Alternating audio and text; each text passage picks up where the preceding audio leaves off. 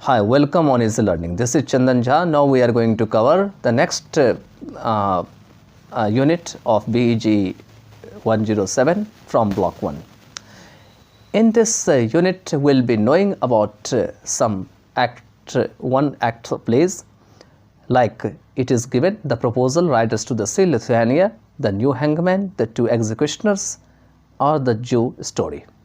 Before that, we'll be knowing about what is the objective and introduction, and in other parts of the videos we'll be covering one after one the proposal or other parts of the one act play, and just after this video we will cover at first structural pattern. So let's start without wasting the time.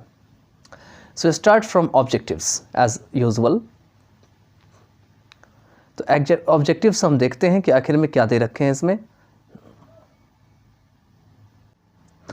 तो objective में है this unit emphasizes one act plays and the objective of this unit is not to be informative only but also discuss a variety of one act plays. कहते हैं ये जो unit है ये one act play पे जोर डालती है, और इस यूनिट का जो उद्देश्य है वो केवल इन्फॉर्मेटिव ही नहीं है बल्कि वन एक्ट प्लेज के अनेक जो प्रकार हैं उनके ऊपर चर्चा करना भी है. The intention behind discussing a tragedy, a comedy, a problem play, a social play, and a play from the drama of the absurd is to widen the horizons of the readers and open for their benefit new vistas for study.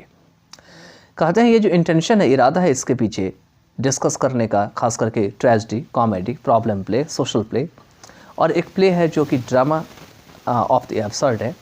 इसमें readers की जो horizon है उसको और बढ़ाना है, widen करना. Horizon मतलब होता है आपकी लिमिट हो जाती है, नॉलेज या जो भी चीज़ है आपके अंदर में वो लिमिट रहती है, तो उससे और ऊपर उठाना है, आपको वाइडन करना है. और साथ में जो स्टडी के लिए जो न्यू विस्टा है उसके क्या बेनिफिट हैं उसको तैयार करना है. तो न्यू विस्टा होता है आपका कि फ्यूचर जो में जो कुछ आप मतलब करना चाहते हैं उसके प्रति जो आप इमेजिन करते हैं उसको न्यू विस्टा कहा जाता है.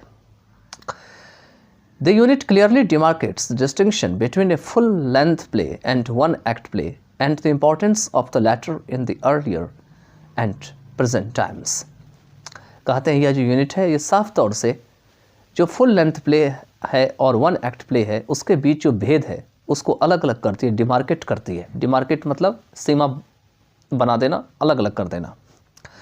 और जो वन एक्ट लैटर का मतलब यहाँ पे हो गया वन एक्ट प्ले, और जो लैटर है वन एक्ट प्ले है इसकी क्या इंपॉर्टेंस है पहले इन द अर्लियर, पहले क्या है और अभी क्या है in the earlier and present time, उसको दिखाना है. The title itself is suggestive for its nature. अगर नेचर में देखा जो टाइटल अपने आप में बहुत ही सजेस्टिव है. नेक्स्ट चलते हैं आपके 2.1 में जो इंट्रोडक्शन है. तो अभी आपने जो ऑब्जेक्टिव में देखा था, तो ऑब्जेक्टिव में हमने यही देखा कि एक बार आपको फिर से बता देते हैं कि ये जो है खास करके वन एक्ट प्ले के ऊपर आपको एम्फेसाइज करती है, और ये केवल आपको इन्फॉर्मेटिव ही नहीं बनाती है बल्कि वन एक्ट प्ले की अलग अलग प्रकार के बारे में डिस्कस भी करती है.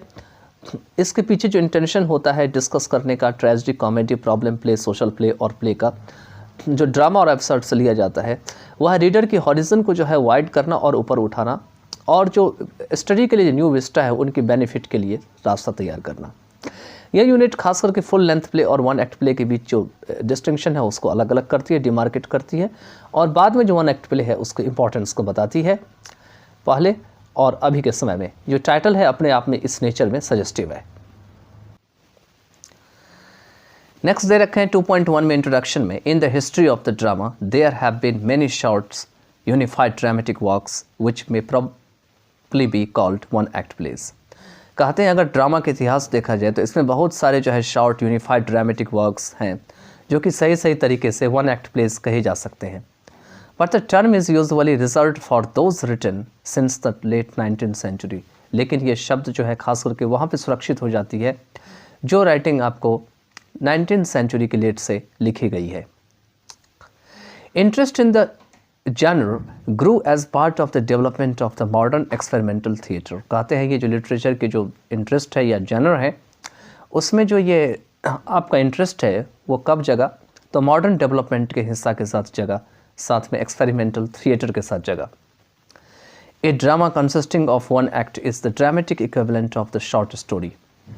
अब वन एक्ट की जो ड्रामा है वो किससे बनी होती है, तो मतलब ड्रामा जो कंसिस्टिंग होती है या बनी होती है वन एक्ट प्ले की, वो ड्रामेटिक इक्विवेलेंट होती है और ये एक शॉर्ट स्टोरी के रूप में होती है।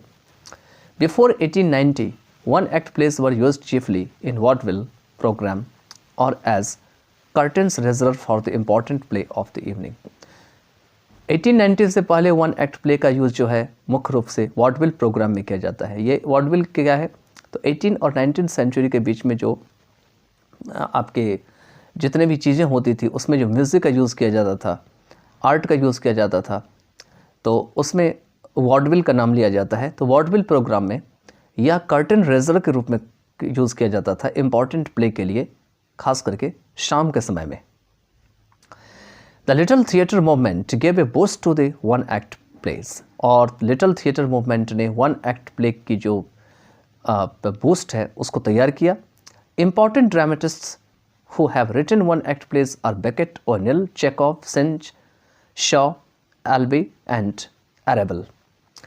और इम्पॉर्टेंट जो ड्रामेटिस्ट है जिन्होंने वन एक्ट प्लेज लिखे उसमें सैमुअल बेकेट पूरा नाम है इनका, ओनिल है, चेखव है, एंटन चेखव, उसके बाद जेएम सिंज, और उसके बाद जॉर्ज बर्नार्ड शॉ जिसके बारे में आपने पढ़े होंगे, एल्बी और अरेबल है आपके। ठीक है, चलिए नेक्स्ट देखते हैं। नेक्स्ट दे रखे हैं इसमें, this kind of drama comprises a single act and normally last 20 to 30 minutes. ये जो ड्रामा होते हैं ये सिंगल एक्ट से बने होते हैं, कंप्राइज करते हैं, और सामान्यतः जो है यह 20 से 30 मिनट्स में एंड हो जाते हैं, लास्ट हो जाते हैं। It is characterized by precision, brevity, swiftness and limited characters. इसकी पहचान क्या होती है कि इसमें प्रिसीजन होती है, ज़्यादा कोई अंतर नहीं होता है, सब कुछ साफ साफ दिखाई पड़ता है। ब्रेविटी होती है, कम वर्ड्स में ज़्यादा चीज़ों को बताया जाता है। स्विफ्टनेस होती है, इसमें बताने का तरीका बहुत तेज़ी से होता है, और इसके कैरेक्टर्स जो है वो लिमिटेड होते हैं। It is not an abridged version of a full length play but it is an independent literary form. ये कोई संक्षिप्त रूप नहीं होता है फुल लेंथ प्ले का। ऐसा नहीं है कोई फुल लेंथ प्ले है तो उसका छोटा फॉर्म बना के दिया जाता है, बल्कि एक लिटरेरी फॉर्म का एक अपना खुला रूप होता है, एक इंडिपेंडेंट फॉर्म होता है। तो इस पार्ट ऑफ आपके जो दे रखे हैं इसमें इंट्रोडक्शन में वो यही है कि हिस्ट्री ऑफ ड्रामा में बहुत सारे जो शॉर्ट्स और जो ड्रामेटिक वर्क्स हैं उनको देखा गया है, जिसे कि वन एक्ट प्लेस के नाम से ठीक रूप से जाना जाता है। लेकिन ये जो शब्द है जो लेट 19th सेंचुरी के समय से लिखे गए हैं, वहाँ से ये शब्द ज़्यादातर रिजर्व कर दिए गए हैं, और जनरा की में जो इंटरेस्ट है खास करके वो मॉडर्न डेवलपमेंट का एक हिस्सा बना, साथ में एक्सपेरिमेंटल थिएटर का भी हिस्सा बन गया। ड्रामा जो कि एक एक्ट प्ले से बने होते हैं वो शॉर्ट स्टोरी के ड्रामेटिक इक्विवेलेंट के बराबर होते हैं। 1890 से पहले वन एक्ट प्ले जो है उसे वॉडविल प्रोग्राम में या कर्टन रेजरल्स के रूप में यूज़ किया जाता था, जो इम्पॉर्टेंट प्ले हुआ करते थे शाम के समय के लिए। लिटिल थिएटर मूवमेंट ने एक वन एक्ट प्ले के लिए को ऊपर उठाने के लिए नया रास्ता तैयार किया। इसमें इम्पॉर्टेंट जो ड्रामेटिस्ट थे जिन्होंने कि वन एक्ट प्ले को लिखे वो थे Samuel Beckett, O'Neill, Anton Chekhov, JM Synge, Bernard Shaw और एल्बी और अरेबल।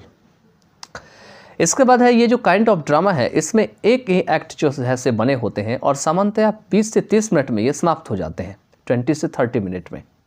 इसमें प्रिसीजन होती है। प्रिसीजन का मतलब होता है ज़्यादा कोई चीज़ का अंतर नहीं होता है, बिल्कुल सब कुछ स्पष्ट होता है, साफ होता है।